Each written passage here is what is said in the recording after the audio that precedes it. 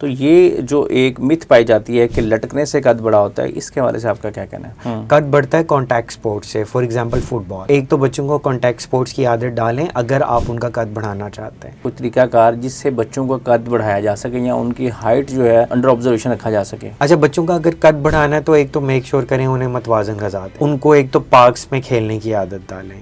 Doctor साहब, आपने बताया कि बच्चों के बैग्स बड़े हैं और ये हम देखते भी हैं कि जब स्कूल सुबह बच्चे पेरेंट्स बच्चों को स्कूल छोड़ने के लिए आते हैं, इतने इतने बड़े बैग्स होते हैं। तो बच्चों के लिए वो बड़ा बैग कितना नुकसानदेह है उनकी सेहत के लिए? और अगर हम बुक्स की बात करेंगे तो जिन बुक्स का वज़न ज़्यादा है वो कमर के करीब होनी चाहिए और जिनका वज़न कम है वो कमर से दूर होनी चाहिए। इतने ज़्यादा वज़नी है कि उनके अब कमर के पोस्चर जो है वो बच्चों के ख़राब हुए हैं और उनके कमर के पट्टे सारे खींचे होते हैं और उन्हें कमर दर्द की शिकायत होती है।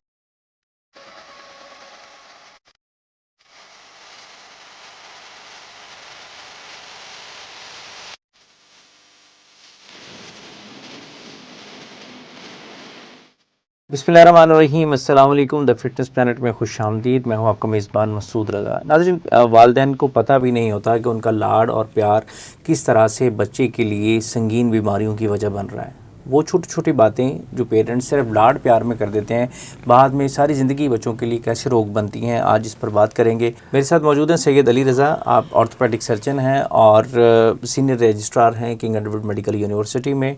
सर, आपको खुशामदीद कहते हैं। बहुत शुक्रिया मुझे। कैसे आप? खैरियत से? अल्हम्दुलिल्लाह। सर, पेरेंट्स अपनी तरफ से तो लाड प्यार कर रहे होते हैं, लेकिन वो लाड प्यार जो है वो बच्चों के लिए बड़ा लीथल साबित होता है बाद में। मैं क्विकली जानना चाहूँगा कि अक्सर वालिदैन बच्चों को ऐसे उठा रहे होते हैं नीचे से या उनको ऊपर उछाल रहे होते हैं, तो बच्चों को ऐसे उठाना बाजुओं से पकड़ के कितना ख़तरनाक होता है?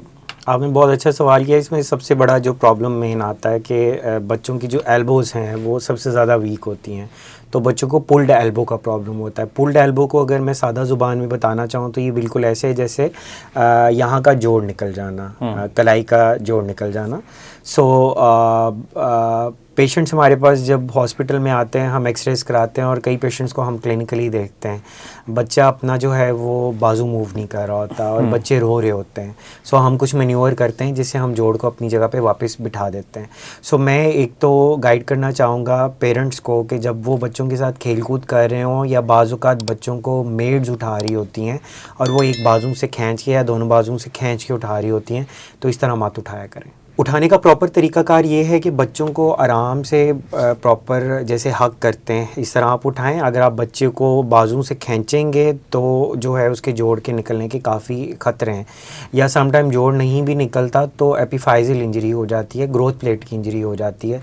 और जब भी कभी ग्रोथ प्लेट की इंजरी हो तो इसके अंदर प्रॉब्लम क्या है कि वो मुतासरा बाजू या टांग जो है वो दूसरी टांग की निस्बत या बाजू की निस्बत छोटा रह सकता है। डॉक्टर साहब, आजकल एक नया ट्रेंड चल रहा है कि लोग घरों में या तो उस तरह का एक बच्चों को खेलने के लिए वो स्ट्रक्चर बना देते हैं या दीवारों के ऊपर रॉड्स लगा देते हैं। बैक एंड पे ये चल रहा होता है कि शायद बच्चा उसके साथ लटकेगा तो कद बड़ा होगा। तो ये जो एक मिथ पाई जाती है कि लटकने से कद बड़ा होता है, इसके हवाले से आपका क्या कहना है? अच्छा, ये आजकल बड़ा ट्रेंड है। पेरेंट्स ने घर में रॉड लटकाए हुए हैं कि और बच्चों को, छोटे छोटे बच्चे होते हैं जो इवन अपना बॉडी वेट नहीं उठा सकते, उनको जो है वो ज़बरदस्ती लटकने का कहा जाता है। एक तो मैं क्लियर करता जाऊँ कि इससे बॉडी की फ्लैक्सिबिलिटी तो लाजमी बढ़ती है, लेकिन इससे कद नहीं बढ़ता। कद बढ़ता है कॉन्टैक्ट स्पोर्ट्स से। For example football. सो एक तो बच्चों को कॉन्टैक्ट स्पोर्ट्स की आदत डालें अगर आप उनका कद बढ़ाना चाहते हैं। उसके अलावा ये है कि जो सारे रॉड्स हैं वो प्रॉपर पॉस्चर नहीं होता नीचे। शुरू में पेरेंट्स को हेल्प करना चाहिए, अगर तो वो फ्लेक्सिबिलिटी भी चाहते हैं, वो हेल्प भी नहीं कर रहे होते। उससे जो है वो मुख्तलिफ जोड़ों के जो है निकलने के या उनकी ग्रोथ प्लेट की इंजरी का खदशा डेवलप होता है। तो बच्चों को किस एज में जाके लटकना चाहिए और क्या ये लटकना सेहतमंद भी है या नहीं? अच्छा, अगर तो हम लटकने की बात करेंगे तो लटकने से कोर की जो है ना वो स्ट्रेंथ होती है और जो बैक के सारे मसल्स हैं उनकी स्ट्रेंथ होती है। तो जब बच्चा कम से कम 8-9 साल का हो जाए तो फिर वो कम से कम अपनी बॉडी वेट को बर्दाश्त कर सकता है। सबसे पहले पेरेंट्स ने क्या करना है कि ख़ुद उन्होंने अपने हाथों से सपोर्ट देनी है, ठीक है, और आहिस्ता आहिस्ता जो है वो सपोर्ट काम करते जाएंगे। उसके बाद एक टाइम ऐसा आएगा जब बच्चा खुद से पुल कर सकता है। सो पुल अप्स भी कर सकता है, चिन अप्स भी कर सकता है। उसके अलावा ये ओवरऑल बच्चों की स्ट्रेंथ बढ़ाते हैं। जो कोर है पेट के और कमर के इर्द गिर्द के मसल्स, उनकी भी स्ट्रेंथ इंक्रीज़ होती है और ओवरऑल बच्चों का स्टैमिना भी बढ़ता है। और ये एरोबिक्स एक्सरसाइज के अंडर भी आता है। सो अगर आप देखें आर्मी या पुलिस में जिन बच्चों ने जाना हो तो वो उनसे ये पूछते हैं कि कितने पुलअप्स लगा सकते हैं, कितने चिन अप्स लगा सकते हैं और कितने पुशअप्स लगा सकते हैं। सो ये ओवरऑल जो है वो स्ट्रेंथ और स्टैमिना जो है वो इंक्रीज़ करता है। डॉक्टर साहब, कद जो है ना ये आज की जनरेशन का बहुत बड़ा इशू है। आपने एक पॉडकास्ट में हमें बताया भी था कि बच्चों के कद क्यों नहीं बढ़ते आजकल। तो क्या ऐसा कोई है आपके पास कोई कुलिया, कोई तरीकाकार जिससे बच्चों का कद बढ़ाया जा सके या उनकी हाइट जो है उनको अंडर ऑब्जर्वेशन रखा जा सके? अच्छा मसूद साहब, आपने क्वेश्चन बहुत अच्छा किया है। इसका बिल्कुल सिंपल मेथड है। ग्रोथ टेप्स होती हैं जो मुख्तलिफ अच्छी चेन फार्मेसीज़ में होती हैं और घर में भी पेरेंट्स जो हैं वो दीवारों के साथ लगा सकते हैं। एक तो सालाना बच्चों का कद मैयर करें, एक तो पेरेंट्स को खुद भी पता होना चाहिए उनका कद कितना है। अगर उन्हें लगे कि स्टिल हमारे कद के हिसाब से बच्चों की ग्रोथ नहीं हो रही, और सबसे इम्पॉर्टेंट अगर मैं बताता चाहूँ एक की फैक्टर कि आजकल कई पेरेंट्स शिकायत करते हैं कि घरों में जब बच्चे आते हैं तो रात को सोने से पहले वो अपनी टांगों में दर्द की शिकायत करते हैं, या इवन आजकल तो कई बच्चे पूरे जिस्म में दर्दों की शिकायत करते हैं। तो ये सबसे अलार्मिंग फैक्टर है कि उनके अंदर कैल्शियम और विटामिन डी की डेफिशिएंसी हो सकती है। सो बजाय कि आप खुद से उन्हें कैल्शियम या विटामिन डी की सप्लीमेंटेशन दें, डॉक्टर्स को दिखाएं, मुस्तनिद डॉक्टर को दिखाएं, वो उनके विटामिन डी के टेस्ट कराएंगे। एक तो पाकिस्तानी 70% पॉपुलेशन विटामिन डी में डेफिशिएंट है, और दूसरा आजकल जो बच्चे हैं वो पार्क्स वगैरह में खेल भी नहीं रहे। तो जब वो सूरज की धूप में जाएंगे नहीं, कई माएँ कहती हैं कि बच्चे हमारे बाहर धूप में जाएंगे तो वो काले हो जाएंगे, लेकिन जब उनमें विटामिन डी नहीं बनेगी, विटामिन काला होना कमज़ोर होने से बेहतर है, कमज़ोर होने से बेहतर है। विटामिन डी की सिंथेसिस नहीं होगी, जनरलाइज उनकी वीकनेस होगी और कद की भी बढ़ोतरी नहीं होगी। उसके अलावा बच्चों के ऊपर प्रेशर बहुत है मार्क्स ज़्यादा लेने के लिए। तो जब प्रेशर ज़्यादा है वो स्कूल जाते हैं, वापस आके शाम को ट्यूशन जाते हैं और फिर रात को लेट नाइट तक पढ़ रहे होते हैं। बच्चों की नींद जो 7 से 8 से 9 घंटे तक कम से कम होनी चाहिए, वो 3-4 घंटों पे रह गई है। तो इस वजह से भी ना तो डाइट अच्छी है, ना स्लीप है, ना कोई एक्सरसाइज है। अगर तो डाइट की बात करें तो बच्चे प्रोसेस फूड या जो डब्बों में पैक फूड है वो खा रहे हैं। ये सारे मसाइल हैं। मैं चाह रहा हूँ कि सोल्यूशन बताएंगे कि बच्चों का कद बढ़ाएं कैसे फिर। अच्छा, बच्चों का अगर कद बढ़ाना है तो एक तो मेक श्योर करें उन्हें मतवाज़न ग़िज़ा दें। उनको एक तो पार्क्स में खेलने की आदत डालें, ठीक है। मतलब हम सब के बच्चे डॉक्टर इंजीनियर बन जाएंगे, लेकिन कैसे लगेगा छोटे कद के डॉक्टर इंजीनियर, तो उनको उनकी लाइफ भी जीने दें। और दूसरा मैं देख रहा हूँ कि बड़े भारी भारी बस्ते होते हैं बच्चों के, इतना उनका अपना वज़न नहीं होता जिनके उतने बस्तों का वज़न होता है, और उन्हें कमर के मसाइल भी हो रहे होते हैं। तो बराए मेहरबानी पेरेंट्स को मैं कहना चाहूँगा इन चीज़ों का ध्यान रखें। डॉक्टर साहब, आपने बताया कि बच्चों के बैग्स बड़े हैं, और ये हम देखते भी हैं कि जब स्कूल सुबह बच्चे पेरेंट्स बच्चों को स्कूल छोड़ने के लिए आते हैं, इतने इतने बड़े बैग्स होते हैं। तो बच्चों के लिए वो बड़ा बैग कितना नुकसानदेह है उनकी सेहत के लिए?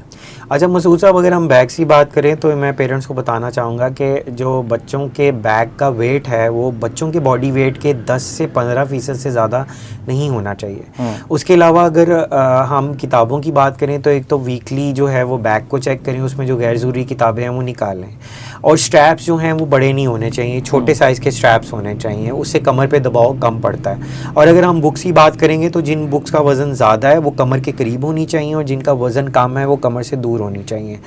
बच्चों के जो बैग हैं वो प्रॉपर नहीं है और इतने ज़्यादा वज़नी हैं कि उनके अब कमर के पोस्चर जो है वो बच्चों के ख़राब हुए हैं। और कई छोटे बच्चे जो हैं, इवन मदरसे के बच्चे भी हमारे पास हॉस्पिटल्स में आते हैं और उनके कमर के पट्टे सारे खींचे होते हैं, उन्हें कमर दर्द की शिकायत होती है। डॉक्टर साहब, बच्चों में आजकल एक बड़ा उनका फेवरेट प्ले होता है कि जंपिंग करना, और आप किसी भी प्लेस एरिया में चले जाएं, उनको प्ले लैंड ले जाएं या किसी पार्क्स में भी ले जाएं, तो वहाँ पे भी वो जंपिंग के लिए लगा होता है। तो वहाँ पे बच्चों की जंपिंग करना फ़ायदेमंद है या नुकसानदेह? अच्छा बिल्कुल, अगर हम इन टेम्पलिन पार्क्स की बात करें या जंपलिन इसके अंदर होते हैं, तो अगर आप उसमें देखें बच्चे जो हैं वो रैंडम जंप कर रहे होते हैं, एक दूसरे को धक्का भी दे रहे होते हैं, काफ़ी बच्चे हमारे पास हॉस्पिटल में आते हैं रूटीन में इस तरह जंपलिन करते हुए कि उन्हें ग्रोथ प्लेट्स की इंजरीज़, एपिफाइजल इंजरीज़ होती हैं। ये छुपे हुए हिडन फ्रैक्चर्स होते हैं। बच्चे जब इंजरी करवा बैठते हैं तो वो पेरेंट्स को नहीं बताते डर के मारे, और अब वो टांग पे प्रॉपर वज़न नहीं डाल रहे होते, उन्हें दर्द हो रही होती है या घुटने में दर्द है, किसी जोड़ में या सोजिश है, और वो फिर इंजरी बाद औक़ात थोड़ी बढ़ जाती है और बच्चों की जो है वो उस पर्टिकुलर टांग या बाजू के बढ़ोतरी के मसाइल होते हैं, यानी कि जो गैर मुतासरा जगह है उसके हिसाब से वो साइज़ में छोटा रह जाता है। तो एक तो मैं पेरेंट्स को ये कहना चाहूँगा कि जब भी जंपलिन पार्क्स वगैरह में बच्चों को लेके जाएं, एक तो ख़ुद भी आसपास रहें, देखें कि बच्चे उछल कूद या मस्ती जिस तरह कर रहे हैं। और कई हमारे पास सीरियस केसेस भी इमरजेंसी में आते हैं जिसमें बच्चों की नेक की इंजरी होती है ओवर फ्लैक्शन की वजह से, जंपलिन में गिरे हैं, नेक पूरी उनकी स्ट्रेच हो गई है और यहाँ पे लिगामेंटल इंजरीज़ हो जाती हैं। तो एक कोशिश करें कि ये सेफ़ हों सारे, और जिसमें पेरेंट्स साथ हों, और बच्चों को मना करें कि एक दूसरे को धक्का ना दें, और इतने ओवर एम्बिशियस हो के जंपलिन ना करें कि वो ग्रोथ प्लेट की इंजरी करा लें या अपनी गर्दन की चोट लेके हॉस्पिटल आएँ। बच्चों में सर एक बहुत शुक्रिया डॉक्टर साहब, आपने कीमती टाइम हमें दिया। Thank you. नाज़रीन, आज हमने बात की ओवरऑल बच्चों की बीमारियों के हवाले से, बच्चों की सेहत के हवाले से, उनकी हड्डियों की जो बीमारियां हैं उनके हवाले से, बच्चों को सेहतमंद और तवाना कैसे बनाएं। तो डॉक्टर साहब ने बड़े शानदार अंदाज में हमें प्रॉपर एक गाइड फ्राहम की है कि हम अपने बच्चों की निगहदाश्त किस तरह से कर सकते हैं। आज की पॉडकास्ट से इजाज़त दीजिए, फिर हाजिर होंगे एक नई एपिसोड के साथ। तब तक के लिए अल्लाह के बाद।